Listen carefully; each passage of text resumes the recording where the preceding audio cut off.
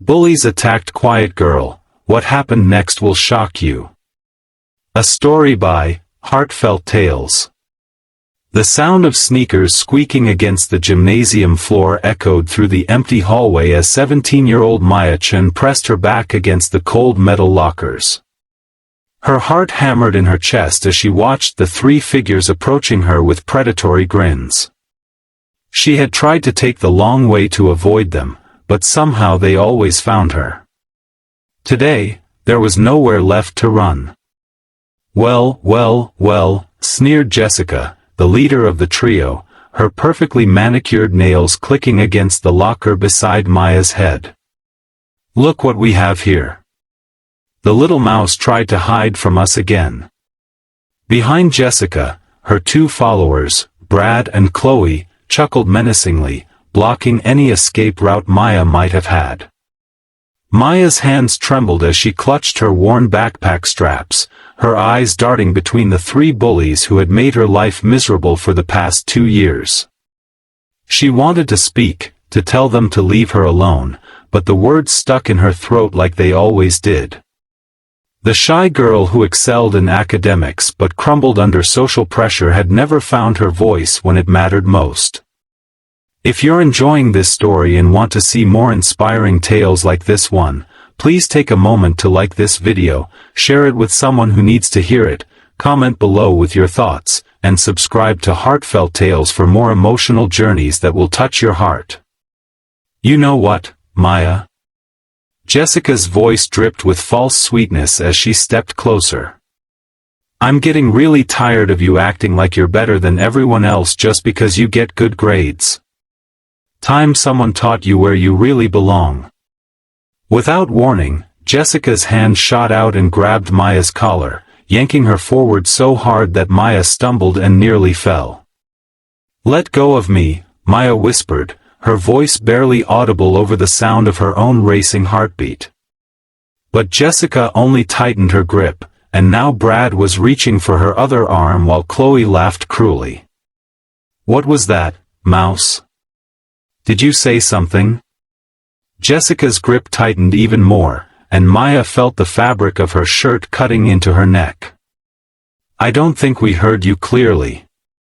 What none of them knew was that Chen carried a secret that even her closest classmates had never discovered. While they spent their afternoons at the mall or scrolling through social media, Maya had been spending hers in a small dojo across town, learning the ancient art of Judo from her grandfather, Master Chen. It had started as a way to connect with her heritage after her parents' divorce, but over the past 3 years, it had become her sanctuary, her source of strength, and her path to finding the confidence she desperately needed. Every day after school, Maya would slip away to the dojo where her grandfather taught her not just the physical techniques of Judo, but its deeper philosophy. Judo is not about aggression, little one, he would say in his gentle, accented voice. It is about using your opponent's force against them. It is about protecting yourself and others, but only when absolutely necessary. The strongest person is not the one who fights the most, but the one who knows when to fight and when to walk away. Maya had internalized these lessons, but she had also internalized something else, the belief that she was weak, that she deserved the treatment she received, and that fighting back would only make things worse. She had convinced herself that her grandfather's teachings were meant for other people, stronger people, braver people. Not for someone like her.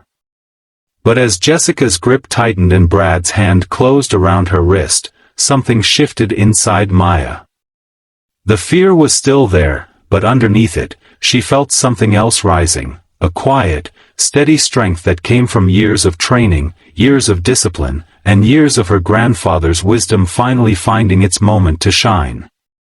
I said let go of me, Maya repeated, and this time her voice was clearer, stronger.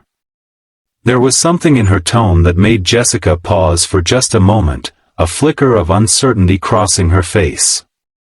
Oh, the little mouse found her voice, Brad laughed, tightening his grip on Maya's wrist. Too bad it's too late for that now. The three bullies had tormented Maya for so long that they had forgotten she was a person with feelings, with breaking points, with a story of her own. They saw her only as a target, someone weak and defenseless who would never fight back. They had no idea that Maya had spent countless hours learning to fall without being hurt, to redirect force, to find balance in the midst of chaos. As Brad twisted her wrist and Jessica pulled at her collar, Maya felt the familiar sensation of her training kicking in. Her grandfather's voice echoed in her mind, "When someone grabs you, they have given you a gift. They have connected themselves to you, and now you can use their own strength against them." In one fluid movement that surprised even Maya herself, she shifted her weight, grabbed Jessica's wrist with her free hand, and executed a perfect taiotoshi, a body drop technique that used Jessica's forward momentum to send her tumbling to the ground. The bully landed hard on the polished floor, her eyes wide with shock and pain. Brad, still holding Maya's wrist, looked stunned for a moment, giving Maya the opening she needed. She stepped in close, grabbed his arm with both hands, and performed a beautiful yukigashi, a floating hip throw that sent him crashing into the lockers with a sickening crack. He cried out in pain as his wrist, twisted at an unnatural angle, began to swell immediately. Chloe, who had been recording the encounter on her phone to post on social media, dropped her device and backed away, her face pale with fear. "What did you do to them?" she whispered, looking between her two friends writhing on the floor. Maya stood in the center of the hallway, her breathing steady despite the adrenaline coursing through her veins. She looked down at Jessica and Brad, both of whom were clutching their wrists and looking at her with a mixture of shock, fear, and something that might have been respect. "I defended myself," Maya said quietly, her voice carrying a new authority that she had never heard before. "Just like my grandfather taught me." She picked up her backpack and looked at each of them in turn. "You grabbed me first. You chose to put your hands on me. What happened next was your choice, not mine." Jessica struggled to sit up, her face flushed with embarrassment and pain. "You broke my wrist," she gasped, cradling her injured arm. "Judo doesn't break wrists," Maya replied calmly, though she could see that both Jessica and Brad were indeed injured. "But it does teach you that actions have consequences. You've been hurting people for years, and today you learned what it feels like to be hurt yourself." The sound of footsteps echoed down the hallway as teachers and students, drawn by the commotion, began to arrive. Maya knew that explanations would be required, that there would be meetings with principals and parents, that her quiet life was about to become very complicated. But for the first time in years, she felt something she had almost forgotten, pride in herself. As the crowd gathered and the injured bullies were helped to the nurse's office, Maya caught sight of her reflection in the window. The girl looking back at her was the same shy, quiet student who had been terrorized for years, but there was something different in her eyes now. There was strength there, confidence, and a quiet dignity that no one could take away from her. The weeks that followed were indeed complicated. There were investigations, meetings, and discussions about bullying, self-defense, and the proper ways to handle conflict. Maya's grandfather was called in to explain her training and to verify that she had indeed been taught to use her skills only in defense of herself or others. The video that Chloe had been recording, which clearly showed Jessica and Brad attacking Maya first, became crucial evidence in her defense. But perhaps the most important change was the one that happened within Maya herself.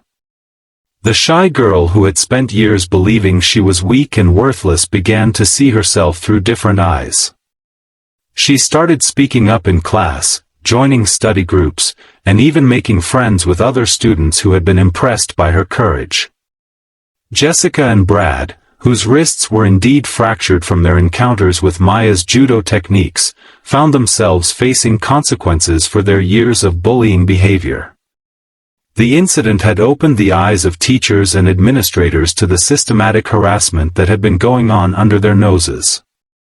Both students were suspended and required to attend counseling sessions about bullying and its effects on victims.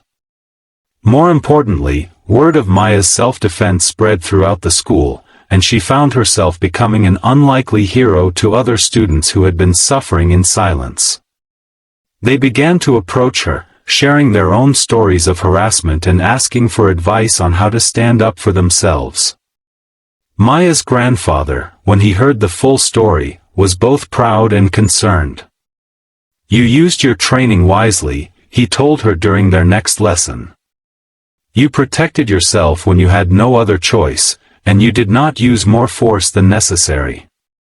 But remember, little one, true strength comes not from defeating others, but from having the courage to be yourself in a world that often tells you to be someone else."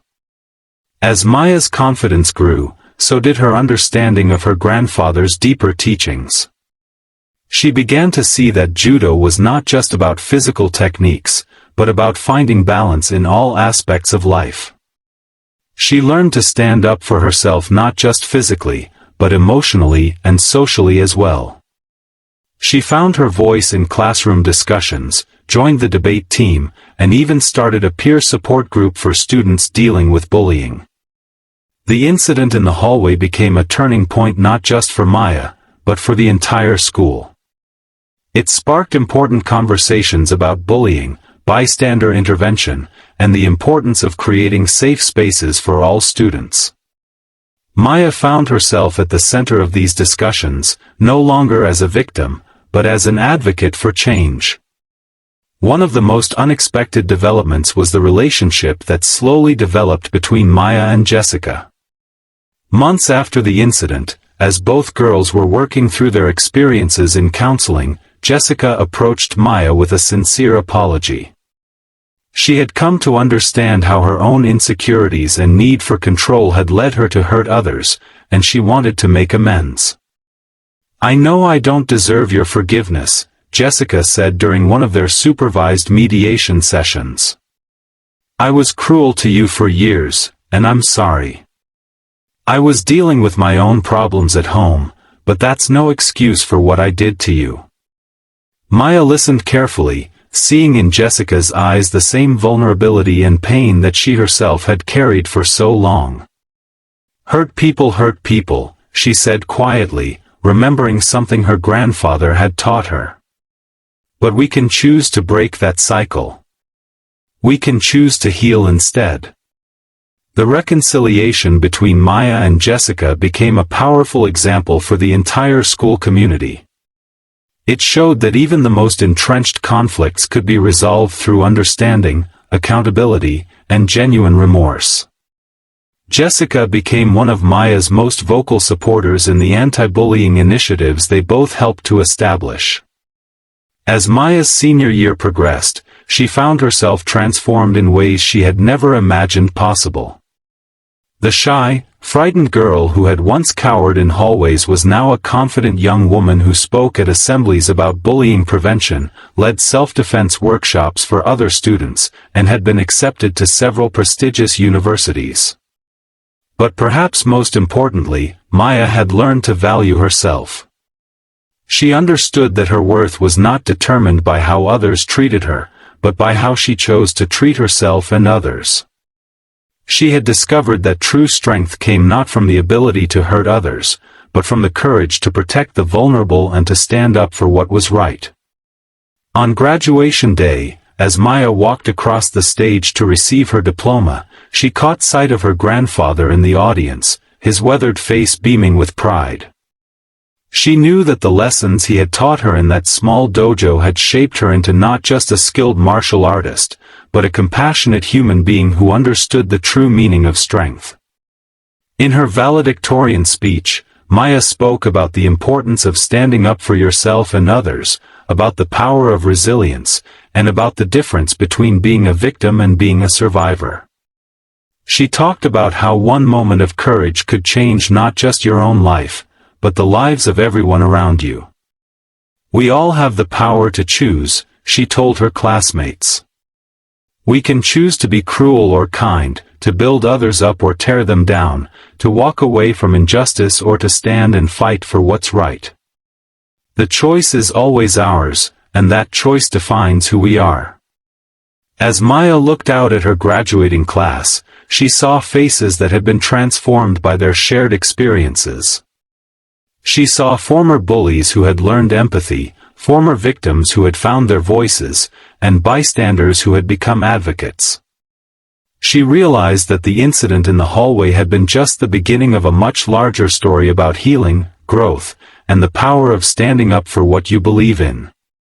The girl who had once been grabbed by her collar and pulled around like a rag doll was now a young woman who understood that true power came not from dominating others, but from empowering them. She had learned that the strongest grip was not the one that hurt, but the one that lifted others up. Maya's story reminds us that we all have hidden strengths within us, waiting for the right moment to emerge. Sometimes we need to be pushed to our breaking point to discover just how unbreakable we really are. The quiet ones, the shy ones, the ones who seem powerless are often the ones who possess the greatest strength of all, the strength to endure, to grow, and to transform pain into purpose. Her journey from victim to victor, from silence to voice, from weakness to strength, shows us that we are never as helpless as we might feel. We all have the power to change our story, to stand up for ourselves, and to create the life we deserve. Sometimes all it takes is one moment of courage to change everything. Don't forget to like this video if Maya's story inspired you, share it with someone who needs to hear this message of hope and strength, leave a comment below telling us about a time you found your own inner strength, and subscribe to Heartfelt Tales for more stories that will inspire, uplift, and remind you of the incredible power we all carry within us. Remember, your story matters, your voice matters, and you are stronger than you know.